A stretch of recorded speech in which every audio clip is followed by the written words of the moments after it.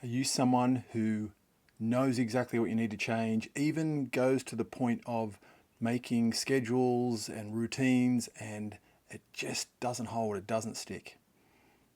In today's video, we're going to look at the challenges behind actioning the change that you really want to make and what you can do about it.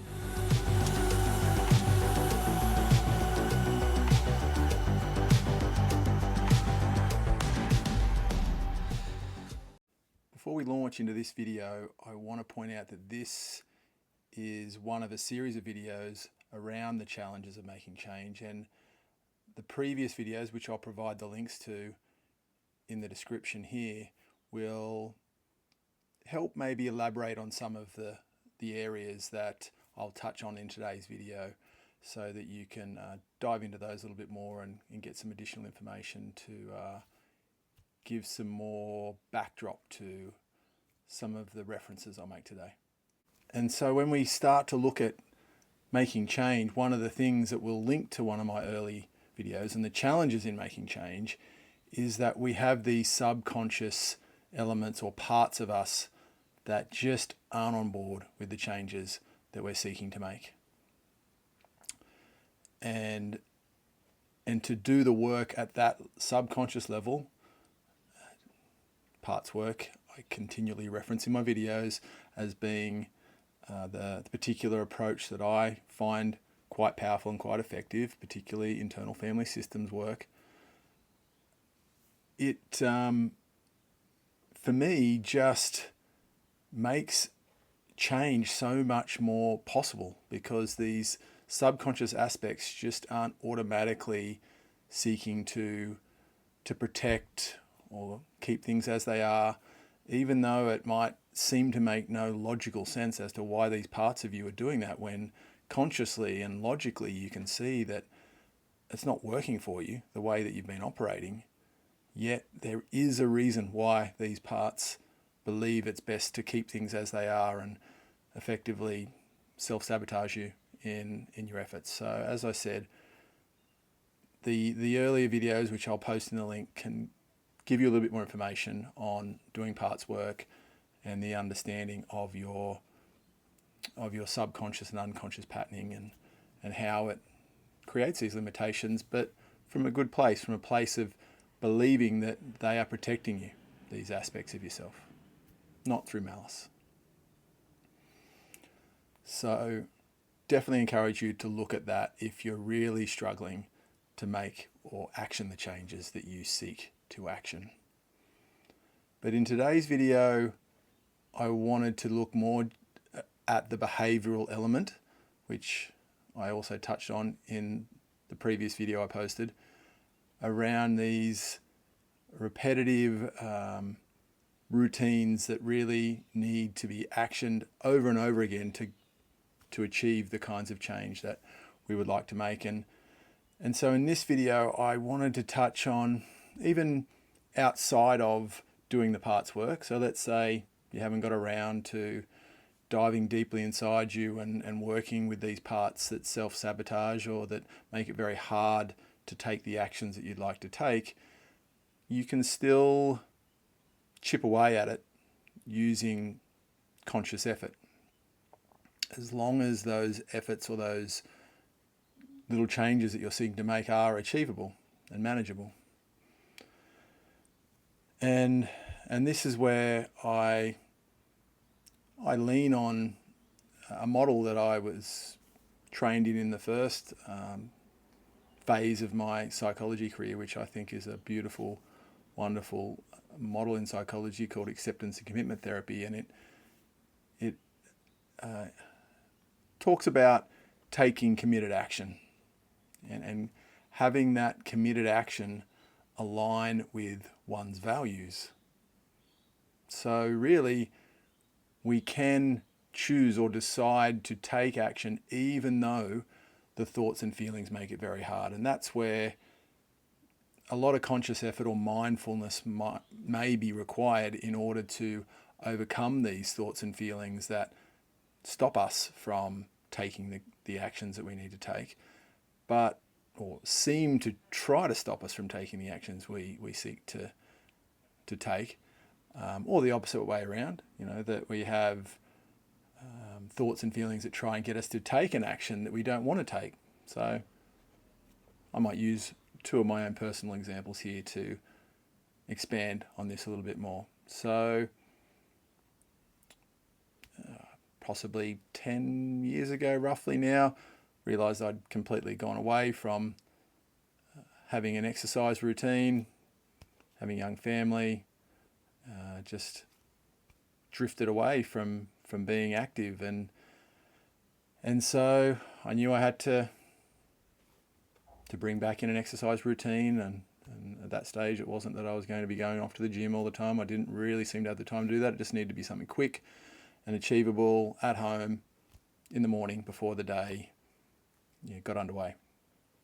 And so for me, this was before I had really gotten into parts work. So this required me to lean on using committed action and mindfulness to help me embody the change that I knew I wanted to make. Now, first of all, as far as the fact that I knew I wanted to exercise quite regularly, I wanted to get up to somewhere around 4 or 5 days a week, sort of as the minimum.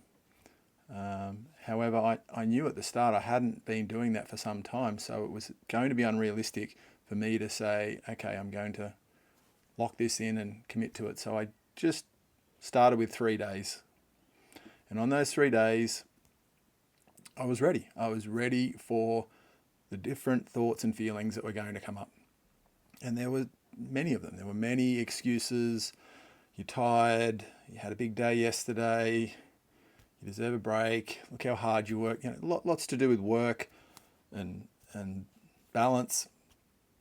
And I just got very familiar with those thoughts and the feelings. The feeling of can't be bothered, the heaviness, the lack of motivation type feelings, and there just wasn't a choice given to those thoughts and feelings to overpower me. I'd be getting my gym gear on no matter what my thoughts and feelings were telling me, and continuing to proceed to my little exercise room and do my workout. And then during the workout, of course, it would happen where I would feel myself being very exerted, struggling to complete it because I was out of shape.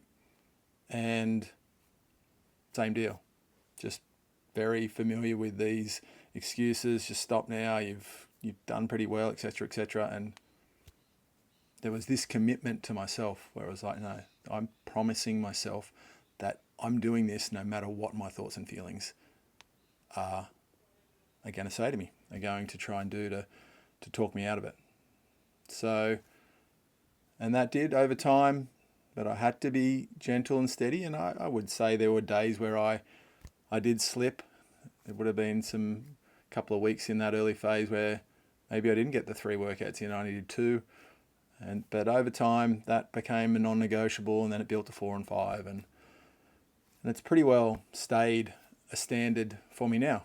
And occasionally my parts or my thoughts and feelings will try to talk me out of exercising in the morning for various reasons, but rarely does it work. I know how much of a difference it makes to me.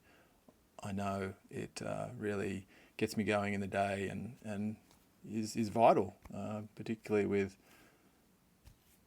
how much I use my mind and how much I'm sitting all day seeing clients. So it's just something that's become a non-negotiable for me. And then the reverse was me seeking to stop having alcohol in my life at all.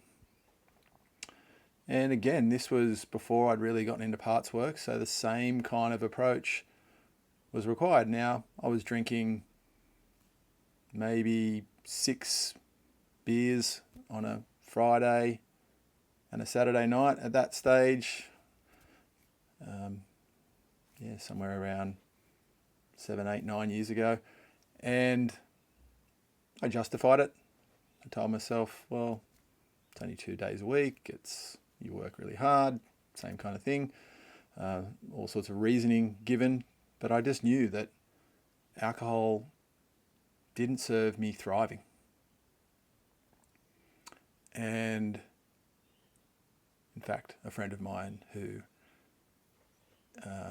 is quite intuitive sensed that there was blocks going on with the flow of my energy, and spoke to me of throat chakra and other chakras being affected and blocked without even really knowing how much alcohol I was drinking at that time. As I said, 2 days a week didn't seem like a lot, but still the regularity of it. And I knew that it still had a hold over me, because I would look forward to that Friday and Saturday, or sometimes it'd be only one, but often doing, both. And so now I had a new challenge, going to the supermarket on a Friday afternoon, often to get supplies for dinner. The bottle shop's right there calling to me. And so this test was to have the thoughts and feelings telling me now to take an action that I did not want to take, tempting me with all sorts of excuses, all sorts of justifications about why I should take that action, and then resisting getting in and out of that supermarket without going next door and then getting home. And sometimes that'd be it. Other times I get home and it'd come at me again. And it's only 6 o'clock. You can still drive back to the bottle shop and get them. And again, was I perfect straight away? I think I had a few slips there at the start where I succumbed to the temptation. But at some point it was, the line was in the sand, and no, there was no chance, and alcohol just was taken out of my life completely. Even though there were some very crafty excuses, thoughts, feelings, and I would say a craving for any kind of substance, or what some people might call as some kind of addictive behaviour. It isn't just a thought, it is a feeling, a draw to really move towards that behaviour, because substances and these sorts of behaviours, they give us the quick fix. They give us a feeling state, or they create a feeling state quite quickly, quite immediately. And that's much easier than cultivating those feeling states gradually over time with meditation and exercise, etc., that at some point can give you similar kinds of effects, natural highs, but not guaranteed to in every single occurrence of engaging in an exercise session or a meditation session. So it's quite understandable that actions around those sorts of behaviours, or changing actions around what we decide or refer to as addictive behaviours, is really challenging, with those sorts of thoughts and feelings being quite strong. And again, I can't help but point out that doing the parts work makes it a lot easier.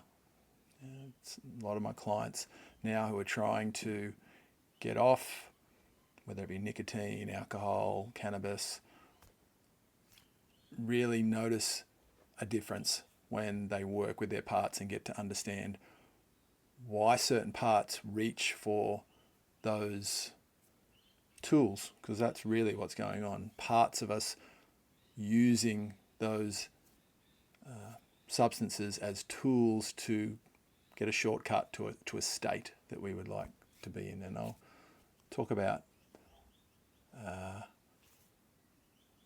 people using plant medicines and other seeking to access more expanded states using medicines and substances of certain types in the next video, actually. But really what I want to convey in this video today is, if you can commit to taking action that, no matter what your thoughts and feelings tell you, you stick to, you can make the changes, even, as I said, without doing the deeper work. You've got to keep it realistic and become very familiar with how your psyche, how your your thoughts and feelings, your parts operate, and they can lose their power. Now, I'll bring a metaphor here, again drawn from acceptance and commitment therapy, that I think's a great one for this topic. The metaphor is, you are the driver of a bus, and on this bus are your thoughts and feelings. And at times, they can be very convincing about telling you which way to drive your bus. And so, if I'm saying, I'm pointing to my left here now, the parts that, are telling me to not bother exercising are saying, just go that way, it's easier, you don't have to put as much effort in, it won't strain you as much, it won't, etc., etc. And when I listen to the parts that tell me to go this way, they calm down. These passengers on my bus get quieter, and they're satisfied with that.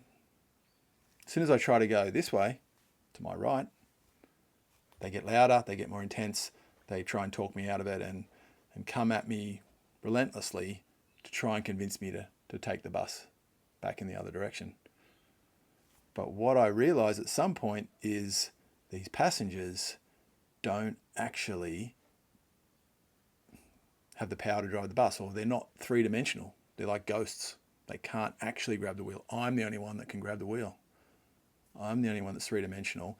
And so by focusing on just the present moment, feeling my hands on the wheel, looking at the road, if it was, as I said in that example before, an exercise pattern I wanted to get happening, just focusing on feeling those socks slipping over my feet and shoes coming on, and just be very present to the moment by moment steps to get me into that exercise room, then that's certainly going to help me to kind of get through as the passengers, as the parts try and resist and protest. And I keep focusing on the direction that I've got my bus pointed, that this is the direction I want to go in. This is who I want to be. This is where my values are pointing me. And this is the way I'm going to go, regardless of what these passengers are doing, that are very, can be very loud, can be very convincing, can be very hard to ignore. But they can't grab the wheel. Now, parts work, I think, makes it a bit easier. That involves pulling the bus over and having a chat to the passengers and saying, hey, what's going on here? What's your job? Why are you so insistent on telling me this? And and getting to know that there's an underlying good intention actually as to why these parts are doing this. And when you can work with your parts and soothe them and come to some kind of agreement and help them to realize that it is safe to let you lead your life, not have them take over or try and dominate or battle amongst themselves, etc. And even wounded parts that are carrying emotional baggage that are back there, tucked into the back of the bus somewhere, not easily accessible, get presented and are allowed to be helped and healed, then it's not as tough to redirect the bus in the direction you want to take it. Whereas the approach that doesn't require connecting with these parts of you, sitting behind, so to speak, is what I would call the white knuckling approach. So you're just saying, no, determination, will, I guess, if you like, to not allow them to win effectively. But it's very challenging when some of them have become very entrenched parts of your personality and are very strong. And that's where I would suggest that doing parts work is going to make it a lot easier to take those actions. So, if you're looking to make change, as a starting point before even going into any depth, look at where are the bits of my day, my week, where I can make a promise to myself and keep it, because that's what commitment is. It is saying to yourself, I'm going to promise that I do this. And let's look at that for a moment.